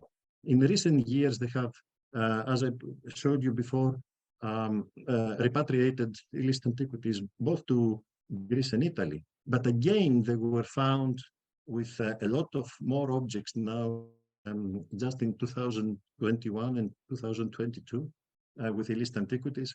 And again, we return to more or less the same countries. This shows that the collectors themselves did not make the slightest effort to take the most basic step, that of checking their collection with the authorities to see whether they have in their collection remains of illicit antiquities as such. Instead, they remained silent. They kept secret about that, hopefully holding on to the objects themselves. As with private collections, I would like to conclude quickly with cases of open houses. This is Mauricio Pellegrini and Daniela Riccio, my colleagues with whom I'm cooperating about 17 years now, continually, and they have contributed so much to the preservation of cultural heritage worldwide, not only for Italy or Greece. So the two examples from auction houses is, first of all, Christie's. Just last April, where I identified two objects. The first, an amphora, a red figure that you see 5th century BC, but the same amphora comes from the Pekin archive with an image, black and white image, as you can see, partly only surviving. You see part of the rim and the neck is missing. Before restoration, various hits on the surface, but in perfect condition after restoration, as it appeared in Christie's catalog of the 12th of April last year. Equally, the same catalog, a parade helmet, Roman helmet, bronze, as you can see, appeared, but also the same object appears in the confiscated archive of Robert Hecht, the notorious trafficker, late now. The common thing, and common also in the private collections that I showed you as an example, all of these are cases just the last 1.5 years that took place, is that they are all missing a proper and complete provenance. And it would have been this provenance record acquired if either the auction houses or the collectors would have made the slightest basic effort to contact the authorities and check with them about these objects before the acquisition or before even the sale of these objects. Equally, in Sotheby's, last December only, 3 months ago, there are 3 objects, each from depicted in one of the 3 major confiscated archives. So we have part of a large statue with a Priapos connected to the Medici archive, or a lion's head as an architectural return that appears in the Pekin archive, or a head of a captive, Asian captive, that appears in the Simes Michailidis archive. None of them were mentioned at all in the provenances provided by Christie's at the time. And that is indicative of the mentality that continues to be ongoing in the market, and also in the receivers of these goods, in private collectors in this webinar presentation, and shows that very little, unfortunately, have changed in practice, despite the vast amount of knowledge that has been produced the last 15 years on this particular area. So thank you very much, and I will be very happy to answer any questions you may have now or later. Thank you, Christos. Well, I mean, the presentations of Christos have always a current value, and they are showing to a big extent, to a great extent, the modern problems that the cultural heritage industry is facing. Actually, it has to do with floods of credibility on behalf of certain players, and of course it has to do also with the lack of advisory personnel regarding the operational regarding the operational activities of big collectors who don't a lot of times don't give a damn about things that they should have attended to. And with that, I would like to ask Christos what is his view on the latest agreement that the Greek Ministry of Culture has produced regarding the so-called repatriation, as they put it, of antiquities, of the antiquities in the frame of the collection of what is his name? Leonard Stern, you mean? Leonard Stern, the notorious and famous Leonard Stern. I don't know. Well, my input in that case had been publicized and disproved the current Minister of Culture in her statements in the Parliament during the discussion and voting, because it became a law of the state, the acceptance, where she stated that none of these objects, of 161 objects, were depicted in any of the confiscated archives. I published the object. I mentioned that it is from the Pekin archive, it appears that the Greek state didn't have even the images. According to the statement of the minister herself, and regardless, the case haven't changed. The agreement is ongoing. And also, soon after, the journalist Nicholas Irganos had also provided plenty of documents from the same confiscated archive, the Bekin archive, that proves that this object was indeed illicit and connected to Bekin, because the minister also tried to disprove that is not even coming from the Bekin archive or connected to Bekin necessarily or whatever. We are archaeologists. It's unfortunate that the minister herself is an archaeologist. And as archaeologists, we are obliged, as every other scientist, to stick to the facts and to judge according to the facts whether we have a certain idea about things or not. We are obliged to follow the facts. And these are the facts. Now it's up to certain legal entities whether they will act on the evidence that have been presented and widely published or not. And each one has his own responsibilities that has to fulfill for now and the future. I would only just to finish by saying that the law itself that passed about this collection is providing that if in the future something is proved to be illicit, then this can become a basis for changing the law itself. So there is still hope. There is always hope. Thank you, Christos. I would like to have, yes, Ilya, sorry. I would like to congratulate Professor Tsirogiannis for being so sincere concerning this particular case.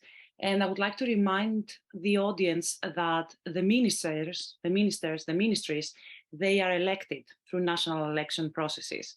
And it is the duty of every person who is casting their votes that they know what the ministers have done and whether they have been successful in advancing, for example, in the case of Greece, the Greek culture and in protecting Greek cultural heritage. And this is something that is not usually talked about by the media and the journalists, and I feel that it is being left out from the media outlet, and we should be reminding them about these cases. Thank you. Can I add, thank you, Professor Kainoglu. I very much appreciate your comment and your input. Just to say that in this particular case, this Minister of Culture was invited by one of the opposition parties the next day of the election to take to become head of the ministry without being elected herself. But of course, in that case, even more, the responsibility lies on her boss, the Prime Minister.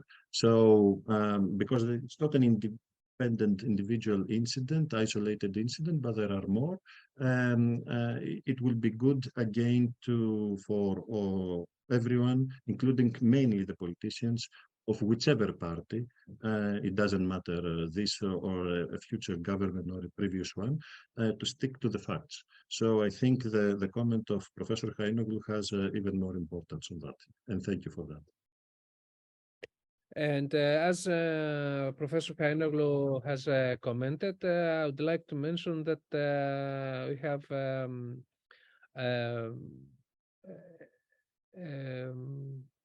a question for her. Sorry, allow me.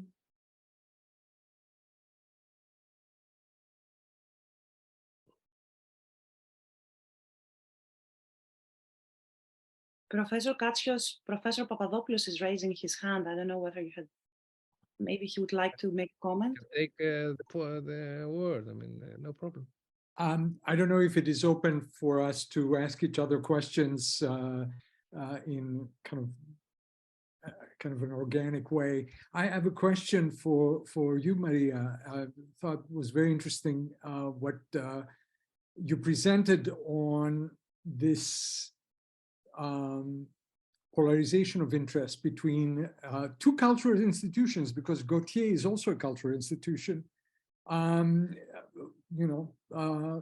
commercial perhaps, but definitely produces culture, right? Because of the originality of the designs and so on. I wonder, in your investigation of this case study, if it was a question, like you said, of licensure of the image, that the museum wanted to license it to, in a way, box in the use, or whether there was also a question of what we call in legal cases in the United States, of the tarnification of the image, right? Of somebody using the image in a way that vulgarizes it, that kind of reduces it, this is kind of a very American example. The Disney Corporation is notorious for going after, even daycare centers that may plaster Mickey Mouse on their walls because caricatured, because it turnifies, right? It vulgarizes the image and kind of undermines the brand. Was there any dimension of this kind of principle of vulgarization or identification? That's one question. The other one is, again, from a kind of a pragmatic standpoint, was there any kind of elaboration of other solutions, such as collaborating entrepreneurially, not just licensing, but actually Gautier and the museum, coming up with a maybe a neoliberal solution, which wouldn't necessarily be what I would want, but was there kind of thinking outside the box? Okay, thank you so much for your question. This is quite a fascinating case. There is no question of vulgarization. There is just a question of money, to put it very simply. The Uffizi Gallery always got money for the production of pictures. After the directive, though, with the Article 14, these pictures are set free by the European legislature, and that's why we have this lawsuit after the directive. And we have Gautier not asking for a license after the directive. Okay, so the allegations are not that you're not using the image properly or you're harming Botticelli's fame or whatever. The allegation is you need a license, and they ask for 100,000 euros. So it's that simple as what we see in the press. And it could stand if we accept that the cultural property law in Italy is valid, notwithstanding the Article 14 and the cooperation of the directive in the Italian law. So, and whether it could be a collaboration, I'm not sure. Nobody's interested in collaboration. I don't think Gautier wants Uffizi to tell them how to design their dresses. And I don't think that Uffizi is interested in anything more than money, to put it very simply. And a bit of control, because there is also a sense of control here. Who controls the image? Like Disney. Disney is very, very, very aggressive in all these lawsuits. It's very widely known. And it's not only money, it's also the matter of control. We've seen it very much. This is rather a question of power or psychological problem, let's say. But no, there's no vulgarization here. The problem is how we will understand the cultural property law and copyright together, and whether we will grant copyright to ancient works, which we shouldn't do. Thank you. Very helpful. So is it more a matter? Is it more a matter of political will, of policy making, or is it also a matter of poor quality of legislative? It's a matter of power. Let's say Greece. I don't think, speaking out of the box, I don't think anyone would be as powerful as to say that the cultural property reproductions are free, even if they are. You see, the way we incorporated the directive, we added Article 14, translating it, and then we had a paragraph that this is not valid in front of cultural property, the law, the statute. So we killed it. It's a matter of who's more powerful here. Well, I think that it is this reproduction rights has a lot to do also with museums. Correct me if Of I'm wrong, course. Despina. I mean, I think that it was also problematic in Greece about the reproduction rights and the reproduction fees. And I don't know what's the case now in Greece regarding the museums. I mean, It's a bit perplexed now, because we have the second paragraph of this article, of Article 40. It says that the cultural property law is notwithstanding, it still stands. So we are directed to the archaeological statute, which is very detailed in who can do reproductions and other terms, and what is the status of the museums, and it's controlled. My problem is public domain. It's more general. Is when are we going to free all these the faithful images of ancient works, like a photograph? When are we going to really stand for the public domain, as the European legislator tried and acted with Article 14? That's how we're going to do it. okay, fine.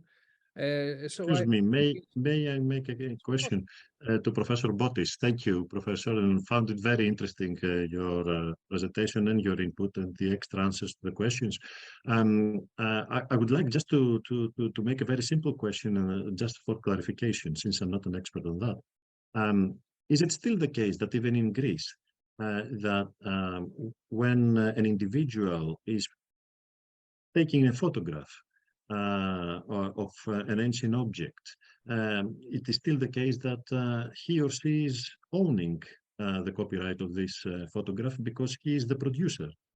It is.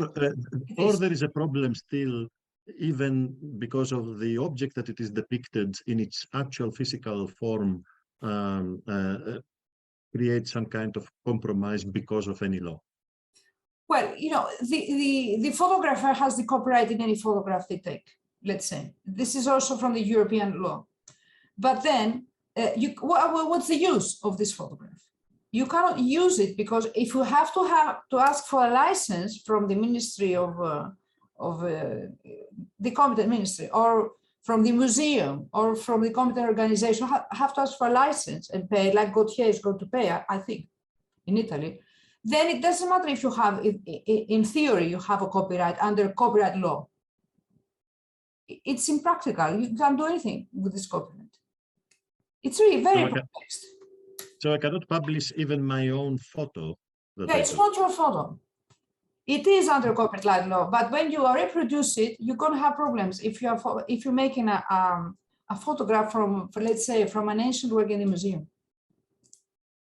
And also you have the terms by the museum. So it's very perplexed. So that's the problem. When are we going to go really for public domain? Because we're having setbacks here. Thank you. You know, it's interesting. I mean, there are so many museums that don't allow photography, or you have to pay a fee, maybe a small fee, like a 15 euro fee to photograph things. But it's kind of dawning on me that this is also a way of limiting the number of people who may trade, right, in these photographs. And as academics, we know that if we want to use, you know, a material culture picture from a museum, we do have to pay a fee, maybe not much, maybe 50 euro, 100 euro. But then it is the photograph of, I don't know, the Antikythera youth or whatnot that is, you know, sanctioned by the National Archaeological Museum in Athens. But yeah, it's interesting now that all these little habits, I always thought maybe it's about the flash camera, damaging the object, but maybe it is about other things that have to do with copyright. Despina? Yes, I would like to say what's happened actually with the Ministry of Culture. Are very clear things with the photos. Some museums, you can take photos, and in some museums, you can't take photos. Or some objects you can, some others you can't.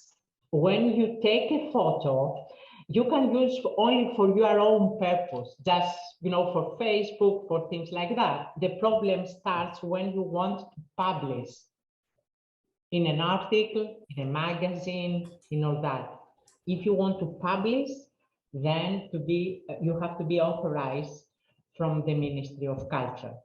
And according to what you want to use it, you have to pay it, or you don't if it's for educational reasons. And that is what's actually happened with the photos and with the movies and all that. There is a law about that. Mrs. Botis knows that very well. And but most of the people, they take photos and they use for their own purpose. The difficulties for, when you want to publish in a scientific article or in a newspaper or something like that. And of course, the photos, they are not good because most of the items are in the cases. So actually, you cannot take a professional photo.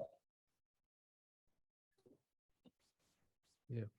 Well, Christos, you are also working with photos, so you must have some certain technical difficulties also with investigating. Oh, sorry. Don't be so relaxed. I mean, I'm not relaxed at all, but I made myself relaxed in the sense that many cases of identifying objects, like I showed you in Christie's or Sotheby's, in other cases in past years, not in these particular ones that I showed to you, I was going myself incognito in the exhibition days of the auctions, of the auction houses before the auctions themselves, to take my own photos with the reflections that inevitably are being created in the windows while being on exhibition in the auction houses, these objects, in order to have my own copyright and therefore not to have to ask anyone for permission and so on. But it's interesting that you are mentioning this, Professor Katsios, because recently for a publication on that, and that comes with Mrs. Rignotti also comment, input, that I have asked Christie's and Sotheby's for permission and fees actually to pay for images that I wanted for a prospective publication of mine. And Sotheby's very interestingly said, all the images that you are asking from us will be for free. You don't need to pay. We are authorizing you. You are free to publish them. And on the other hand, interestingly, Christie said, well, there is a standard fee. If I remember well, it was £60 plus VAT, so plus 20%, so £72 per image. Per image, and included 19 images. Which I had an additional grant from my institution to pay for this kind of stuff. So I didn't pay them from my own pocket, but still it's interesting how different auction houses of the top level worldwide, that it is about money, as Professor Botti said, had different views whether they will charge or not. Someone who continually is going against them publicly, exposing them for antiquities trafficking. So I found the position in that case of Sotheby's, for example, very smart, although having to pay for Christie's is completely justified since they have the copyright, commercially speaking, legally speaking, etc. Plus, they were very polite themselves. Soon after, when I discovered this case against Sotheby's, I published it, although it was just a few days after I have sent them my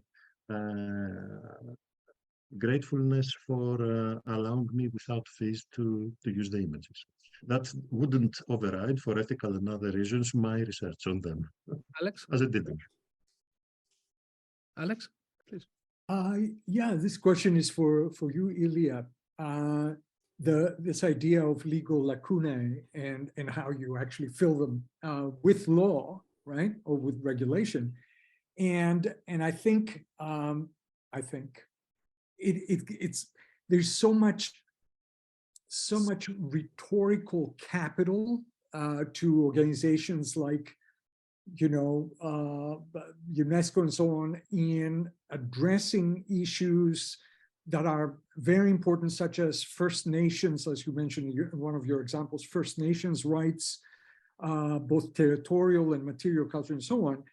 But it's great politics, isn't it? Sounds fantastic, but the issue is these issues are often very granular, right? Like you said yourself, it's indigenous rights. It may have to do with a community that numbers a few hundred people, that is isolated in a particular part of Chiapas, or, how do we move from, kind of a gross scale of rhetoric and good intentions to the fine granularity of actually addressing through planning and decision-making and application? I mean, it sounds, and I don't know, maybe there are instruments and methods out there, but it sounds very polarized to me. You have civil society that is working with people at that kind of granular level. And then you have the international organizations. And then you do have this kind of umbilical of funding, right? I know the EU, through its development director general, does fund some of these things. But it sounds very tenuous, right? I don't know if you have any comments on that. You're absolutely right. And I think we have to see it from a realistic perspective, and we have to admit that it's not going to happen in our generation.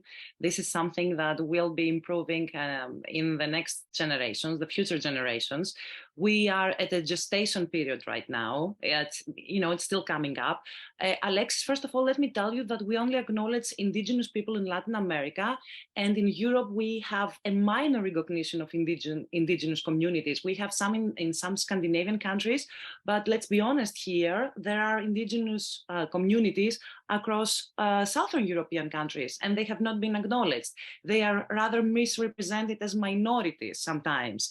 And this has to do with, with European politics, domestic politics, and so on, so on. So it's quite a complicated matter. I totally agree with you. But you mentioned the civil society, and I was looking at your presentation, and you were talking about participatory democracy. So the first step was civic engagement. We are moving on to participatory democracy, and then we are moving to the to empowering the civil society. This is where we are standing right now, having more and more civil society actors being engaged and trying to influence politics and shape politics. Instead of having the policymaker himself designing the policy, is having more civil society actors acting and shaping the thinking of the policymakers. So this is a work in progress. It's not something that's going to happen now. It's something that will be developing. For the time being, my only message out there is about education, educating people from younger ages, talking about protection of cultural heritage, talking about empowerment of local communities, having younger people being involved in this. This is how we should be, taking things forward. Thank you for your question.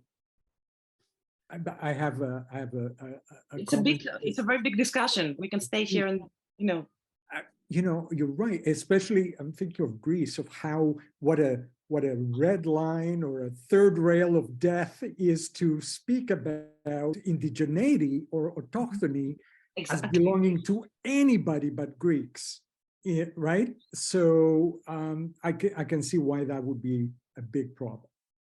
Thanks. Thank you. Thank you both. I would like to mention two questions that we have in the Q&A section. First, I would like to mention Anastasia's question, if copyright protection apply when the photos will be used for educational purposes, please.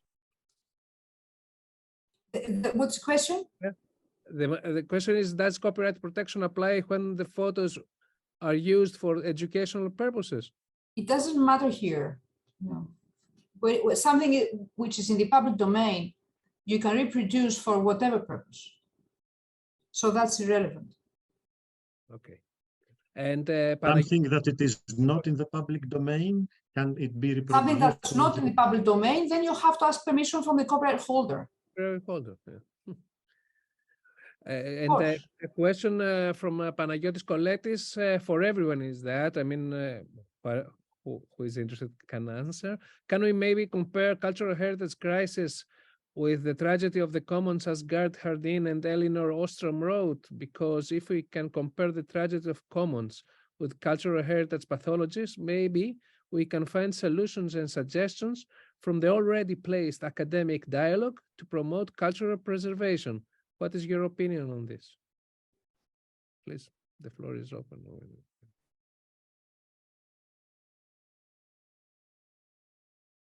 Right, we should avoid the tragedy of the commons when it comes to cultural property. And that's why I do understand in a big part the reservation that the Ministry of Culture has and the museum have on how people are going to reproduce images from their own collections. Because we do want to avoid the tragedy. It's something that belongs to everyone that nobody cares about. Nobody takes care of it. We have seen it, and it comes from the economic theory. But it's not the only theory. It's not the only angle that we have to seek through. It's not only preservation of cultural property. That's very important. That's a major objective of the European community and beyond. But besides preservation, we should care about the dissemination of not the objects, but the images of them. That's something wider. It has touches to public interests like education, enjoyment, and access to culture, access to information. It's much wider than that. So we need to balance all these different interests. That makes it so difficult. And I understand everybody's point of view. I do. We'll have to sit together and discuss things at a higher level. That's what I think. Thank you, Maria. Alex, yes, please. I think there are a couple ways one can instrumentalize at least the broad paradigm of tragedy of the commons in ways that are more contemporary and relatable, certainly to generations that follow this very classic paradigm. One is, as Ilya presented in her talk, climate change. I think that is definitely a new kind of tragedy of the commons. The other one is inequality. And the third way to kind of look at it is the trauma of the Anthropocene, right? The fact that we are transforming the planet since, and there's some debate as to when the Anthropocene starts as a geologic era, profoundly, right, in some irreversible ways since the atomic era. I mean, that's one way of kind of delimiting. So there is a tragedy of the commons. We're all on this, right, spaceship Earth, and it's another classic, right, paradigm.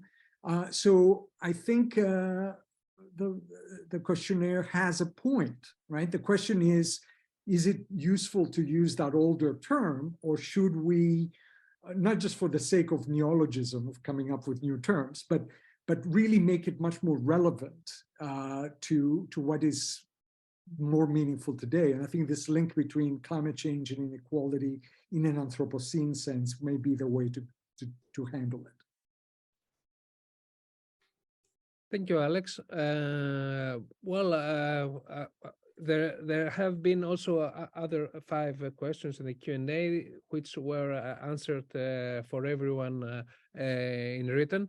I would just like to pose a last question, which is a broad one, but I would like to ask Ilya if, in her terms of an international of the international order, should because it is of great interest to our chair, the protection of World Heritage sites. Is there maybe some thoughts? Are there maybe some thoughts about original thoughts? Of course, if I ask you, they are going to be original, about them. Let's say, to enjoy a special, for example, status, the sites, the World Heritage sites, in international law terms. so that even in terms of sovereignty, if sovereignty has something to interact with a future. You have so many issues right now, aren't you? I know. Yeah. But I didn't have okay. the opportunity. First, well, the UNESCO structure concerning World Heritage Sites, it was meant to create obligations for the states internally rather than externally, and it has elevated into this new scheme, which is also about recognizing that these sites have to be preserved for the for the interests of the humanity. I think the next thing happening with UNESCO is moving into other forms of heritage that needs to be protected as opposed to World Heritage.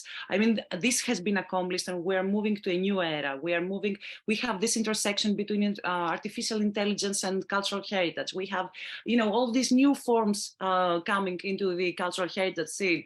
So the next thing to isn't that so? But I think it is. I mean, even the public domain, Professor Botti talking about the public domain, it's happening on the internet. It's not happening only on the public domain, but it's also the digital domain. So we have these new forms of heritage.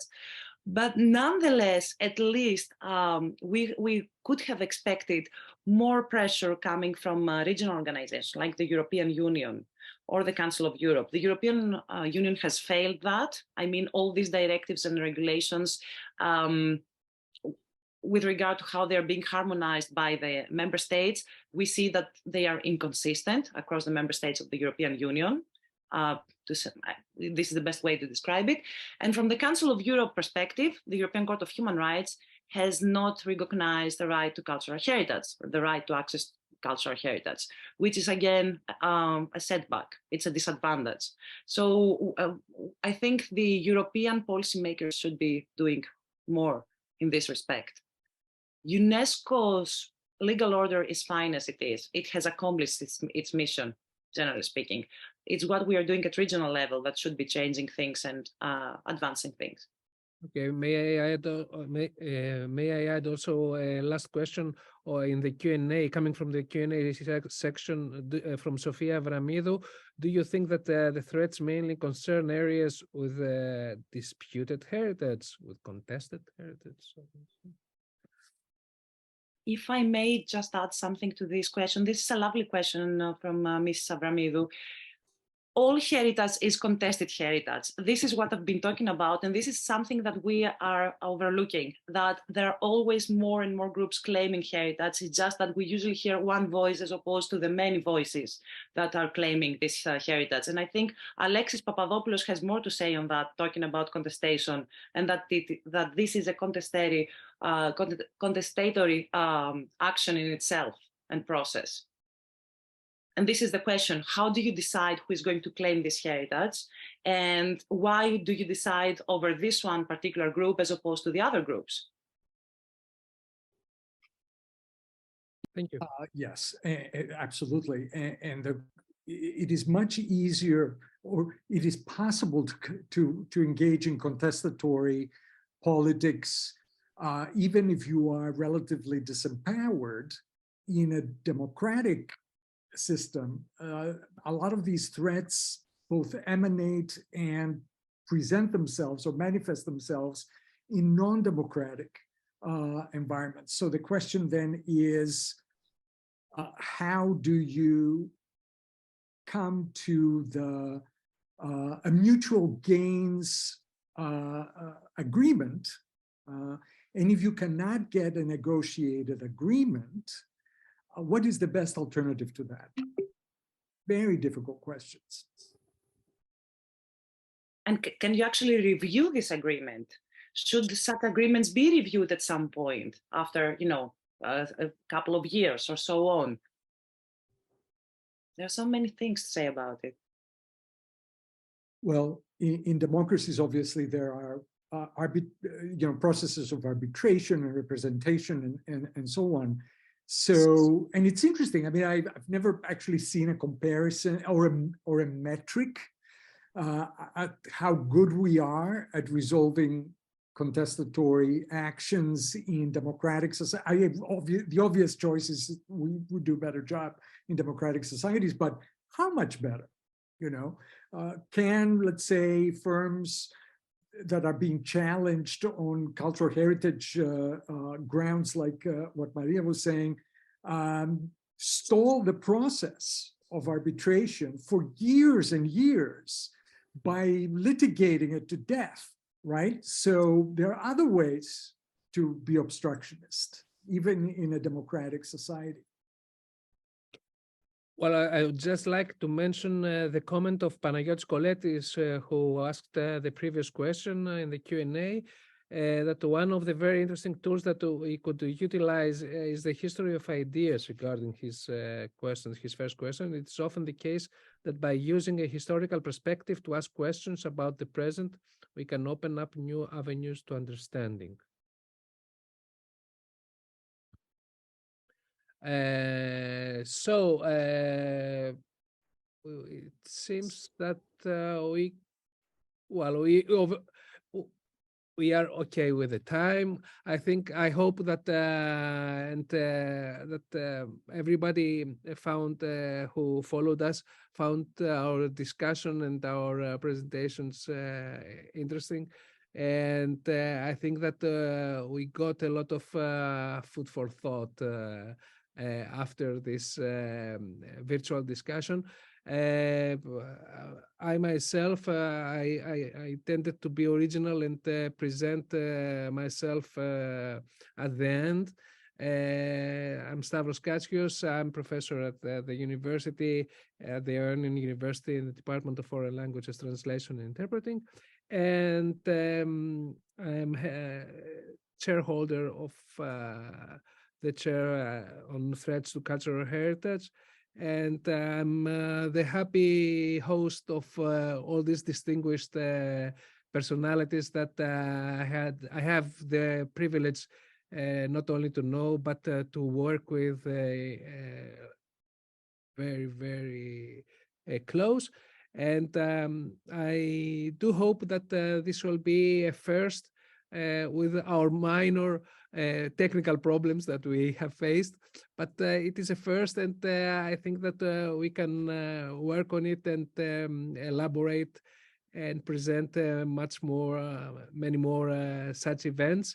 I hope that then everybody is smiling at the end of the day today.